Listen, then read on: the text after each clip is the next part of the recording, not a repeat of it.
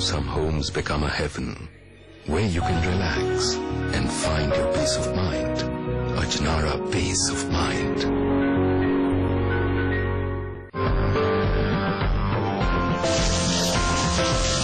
Mummy के cooker की सीटी बजते ही घर में खुशबू फैल जाती है। वाह, क्या गजब का स्वाद है। एगमार्क के निशान वाले शुद्ध तेल मसाले इस्तेमाल करो तो खाने में भी स्वाद और स्वास्थ्य भी दुरुस्त। एगमार्क का निशान, शुद्धता और गुणवत्ता की पहचान।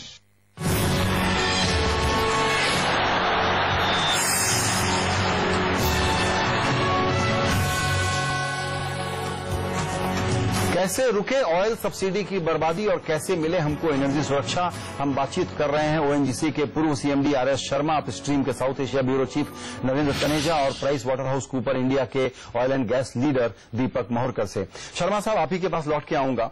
फंडामेंटली आप एक बहुत रियलिस्टिक बात कह रहे हैं कि आपको बहुत ज्यादा उम्मीद नहीं है और हम चाहते हैं कि बजट में ये हो जाए वो हो जाए, बहुत सारी उम्मीदें लगा के बैठते हैं।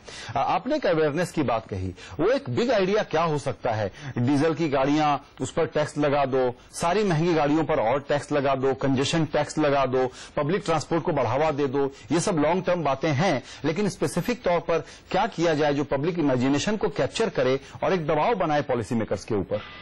देखिए, अभी जो हालात हैं जिस हिसाब से तेल के दाम जो बढ़ते जा रहे हैं, जो एवरेज क्रूड ऑयल प्राइस जो इस साल जो है अभी तक सबसे ज्यादा रहा है, जबकि 2008 में जब 145 तक तेल के दाम पहुंचे थे, उस वक्त भी जो एवरेज प्राइस $87 था, अभी तकरीबन $110-112 अभी इस साल का चल रहा है और अभी 126, 127, $129 तक भी ये ट्रेडिंग हुई है।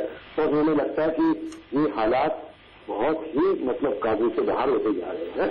तो ऐसी दशा में कि ये जो अगर कंज्यूमर या दूसरे जो अपना एक्टिविस्ट ये एक्सपेक्ट करते हैं कि ये जो तेल पदार्थों के दाम ना बढ़ाए गए, पेट्रोल के दाम ना बढ़े, डीजल के दाम नहीं बढ़े, केरोसिन, एलपीजी इसके भी दाम ना बढ़े, तो मैं नहीं समझता कि ये संभव हो पाएगा। और ऐसे में सरकार किस तरह से जो है अपना जो बजट मैनेज करेगी, जो टोटल जो डेफिशिएंसी जो अंडर रिकवरीज होगी उसको कैसे करेगी, तेल कंपनियां जैसे डिस्ट्रिक्ट कंपनी है कितना कहाँ तक इसमें जो है सही सरकार को जो सपोर्ट कर पाएंगी। तो ये अभी तक जैसे एडहॉक चल रहा है, ये एडहॉक नहीं चल पाएगा। इसके बारे में बहुत ज्यादा सीरियसनेस आने की जरूरत है। बिल्कुल, ये जनहित में है कि इन चीजों के दाम बढ़ें ताकि हम पर जो दूसरा ज्यादा बड़ा कीमत हमको चुकानी पड़ती है वो न चुकानी पड़े। शर्मा साहब, आपसे एक सवाल और जो मैंने शुरू में तनेजा साहब से भी पूछा था, ये कितनी दर्दनाक स्थिति है कि इस पूरे ऑयल रिजीम की जो हमारी जो पॉलिसी है उसमें कोई प्राइवेट प्लेयर देश का हो या विदेश का आने को तैयार नहीं है, आता है तो त्रस्त हो जाता है।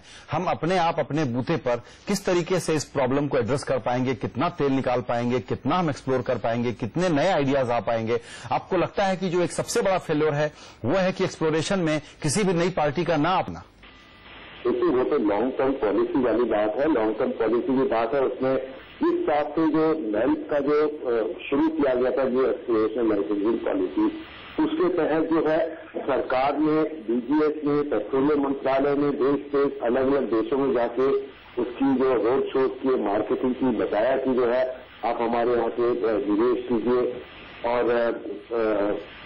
यहाँ पे जो उनको जैसा भी जो बताया रेगुलेटरी फ्रेमवर्क को इससे लेकर बोनस नहीं है, आपको अगर तेल गैस मिलेगा उसमें मिनरल ऑयल की डेफिनेशन में टैक्स एग्जेम्पशन रहेगी, चाहे तेल हो चाहे गैस हो, दोनों में एप्लीकेबल होगी।